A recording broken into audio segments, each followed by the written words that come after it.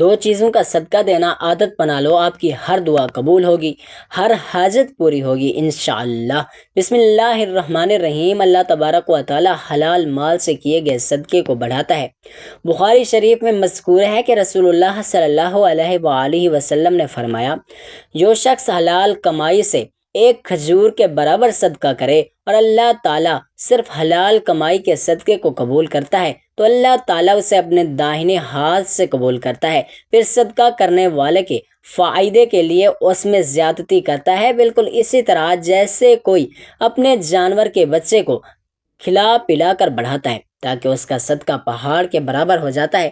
معمولی صدقے کے سبب آگ سے بچاؤ۔ بخاری شریف میں بھی مذکور ہے کہ نبی کریم صلی اللہ علیہ وآلہ وسلم کی خدمت میں دو شخص آئے، ایک فقر و فاقہ کی شکایت لیے ہوئے تھا اور دوسرے کو راستوں کے غیر محفوظ ہونے کی شکایت تھی۔ اس پر رسول اللہ صلی اللہ علیہ وآلہ وسلم نے فرمایا کہ جہاں تک راستوں کے غیر محفوظ ہونے کا تعلق ہے تو بہت جلد ایسا زمانہ آنے والا ہے کہ جب ایک قافلہ مکہ سے کسی محافظ کے بغیر نکلے گا اور اس سے راستے میں کوئی خطرہ نہ ہوگا، اور فقر و فاقہ تو قیامت اس وقت تک نہیں آئے گی جب تک مال و دولت کی کثرت کی وجہ سے یہ حال نہ ہو جائے، ایک شخص اپنا صدقہ لے کر تلاش کرے لیکن اسے کوئی لینے والا نہ ملے، اور اللہ تعالیٰ کے درمیان کوئی پردہ نہ ہوگا اور نہ ترجمانی کے لیے کوئی ترجمان ہوگا۔ پھر اللہ تعالیٰ اس سے پوچھے گا کہ کیا میں نے تجھے دنیا میں مال نہیں دیا تھا؟ وہ کہے گا کہ ہاں دیا تھا۔ پھر اللہ تعالیٰ پوچھے گا کہ کیا میں نے تیرے پاس پیغمبر نہیں بھیجا تھا؟ وہ کہے گا کہ ہاں بھیجا تھا۔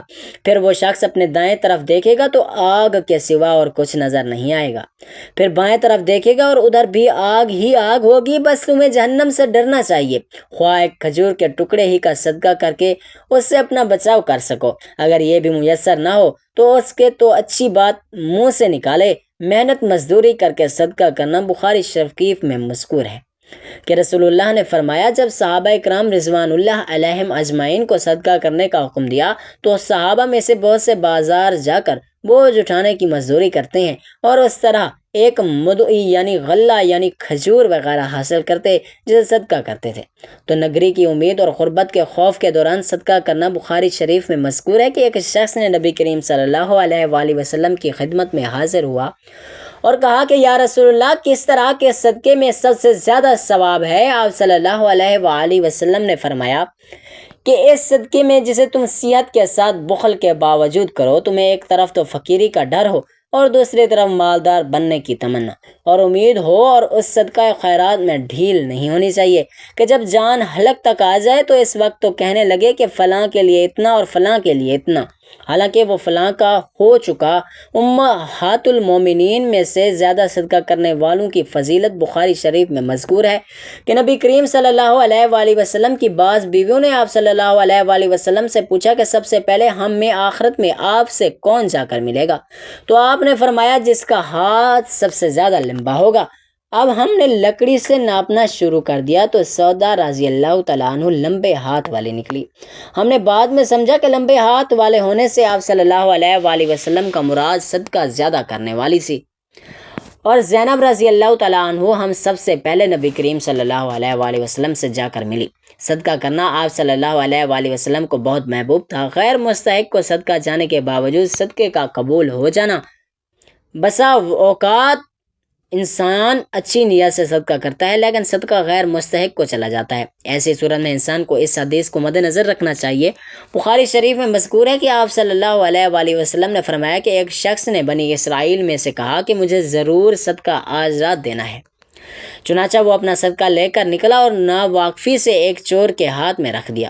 صبح ہوئی تو لوگوں نے کہنا شروع کیا کہ آج رات کسی نے چور کو صدقہ دے دیا۔ اس شخص نے کہا کہ اللہ تمام تعریف تیرے ہی لیے ہے، آج رات میں پھر ضرور صدقہ کروں گا۔ چنانچہ وہ دوبارہ صدقہ لے کر نکلا اور اس مرتبہ ایک فاحشہ کے ہاتھ میں دے دیا۔ جب صبح ہوئی تو پھر لوگوں میں چرچا ہوئی کہ آج رات کسی نے فاحشہ عورت کو صدقہ دے دیا۔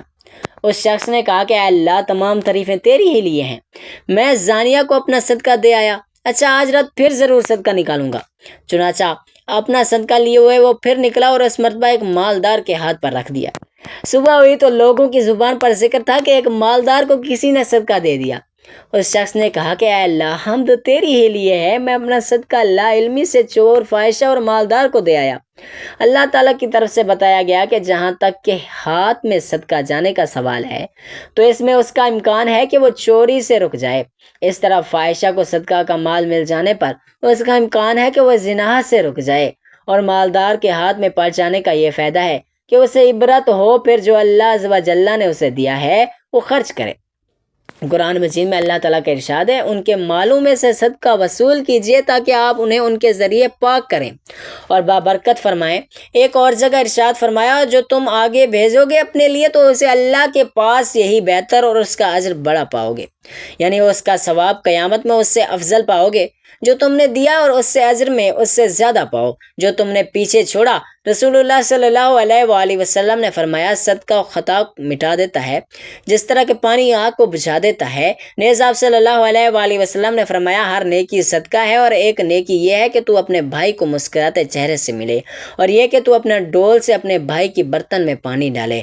رسول اللہ صلی اللہ علیہ وآلہ وسلم سے پوچھا گیا کہ صدقہ کیا ہے، تو آپ نے فرمایا، دو نا دگنا اور اللہ تعالیٰ کے ہاں اس سے بھی زیادہ۔ پھر آپ صلی اللہ علیہ وآلہ وسلم نے یہ آیت مبارکہ پڑھی، کون شخص ہے جو اللہ کو اچھا قرض دے پس وہ دگنا کر دے اس کو اس کے واسطے بہت دگنا۔ آپ صلی اللہ علیہ وآلہ وسلم سے پوچھا گیا، یا رسول اللہ کون سا صدقہ افضل ہے؟ آپ نے فرمایا، فقیر کو پوشیدہ دینا اور کم مال والے کو کوشش سے خرچ کرنا۔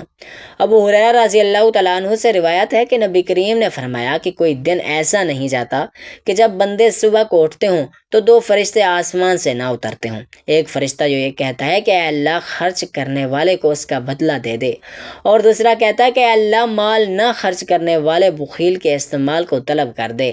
ابو ہریرہ رضی اللہ تعالیٰ عنہ سے مروی ہے کہ آپ صلی اللہ علیہ وآلہ وسلم نے فرمایا کہ صدقہ دینے سے مال میں کمی نہیں ہوتی، اللہ تعالیٰ بندے کے مقام کو عفو درگزر کرنے کی وجہ سے بلند کرتا ہے، اور جس نے اللہ تعالیٰ کے لیے تواضع اختیار کی تو اللہ تعالیٰ اسے بلند مرتبہ عطا فرماتا ہے۔ ابو ہریرہ رضی اللہ تعالیٰ عنہ سے روایت ہے کہ رسول اللہ صلی اللہ علیہ وآلہ وسلم نے فرمایا، جو شخص حلال کمائی سے ایک کھجور کے برابر صدقہ کرتا ہے اور اللہ تعالیٰ سب حلال کمائی کے صدقے کو قبول کرتا ہے تو اللہ تعالیٰ اسے اپنے دائیں ہاتھ سے قبول کرتا ہے، پھر صدقہ کرنے والے کے لیے اسے بڑھاتا رہتا ہے۔ تو بالکل اسی طرح سے جیسے کوئی اپنے جانور کے بچے کو کھلا پلا کر بڑھاتا ہے تاکہ اس کا صدقہ پہاڑ کے برابر ہو جاتا ہے۔ حضرت داؤد علیہ السلام کے زمانے میں ایک بڑھیا تھی، اس نے ایک مرتبہ 3 روٹیاں رائے خدا میں دی، پھر آٹا گوندنے بیٹھی، اچانک ہوا آئی اور اس کا سارا آٹا اٹھا کر لے گئی۔ بڑھیا حضرت داؤد علیہ السلام کے پاس فریاد لے کر پہنچی اور ہوا کی شکایت کی۔ حضرت داؤد علیہ السلام نے ہوا کو بلایا اور پوچھا، تم نے اس کا آٹا کیوں اٹھایا؟ ہوا نے عرض کی کہ ہوا فرشتے سے پوچھئے۔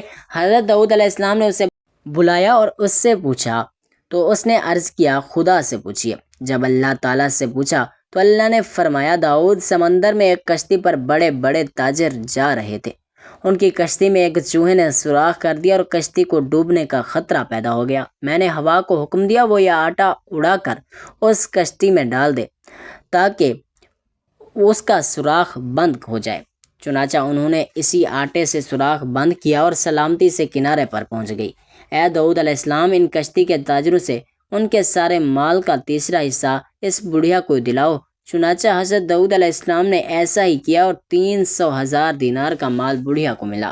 حضرت داؤد علیہ السلام نے فرمایا، اس کی 3 روٹیوں کے صدقے کی برکت ہے۔ حضرت انس رضی اللہ تعالیٰ عنہ سے روایت ہے کہ رسول اللہ صلی اللہ علیہ وآلہ وسلم نے فرمایا، صدقہ کرنا اللہ کے غضب کو ٹھنڈا کرتا ہے اور بری موت سے بچاتا ہے۔ اللہ کے غضب کو ٹھنڈا کرتا ہے۔ جو شخص اللہ کی راہ میں اپنا مال خرچ کرتا ہے اسے اللہ تعالیٰ دنیا و آخرت میں سکون کے ساتھ رکھتا ہے اور اس پر بلائیں نازل نہیں کرتا، بری موت سے بچاتا ہے۔ کا مطلب یہ ہے کہ صدقہ و خیرات کرنے والا مرنے کے وقت بری حالت سے محفوظ رہتا ہے، یعنی نہ تو اسے شیطان اپنے وسوسوں میں مبتلا کر پاتا ہے اور نہ وہ کسی شخص کسی ایسی سخت بیماری اور تکلیف میں مبتلا ہوتا ہے جس کی وجہ سے وہ صبر کا دامن چھوڑ کر کفر و کفران کی دلدل میں پھنس جائے۔ حاصل یہ ہے کہ اللہ کی خوشنودی اور رضا کی خاطر اپنا مال خرچ کرنے والا خاتم و بالخیر کی سعادت سے نوازا جاتا ہے۔ اللہ پاک ہمیں نیک عمل کی توفیق عطا فرمائے اور ہمیں نیک کاروں میں شامل کرے، آمین۔ ناظرین، کمنٹ باکس میں اللہ تعالیٰ کے 99 ناموں میں سے ایک نام ضرور ٹائپ کریں۔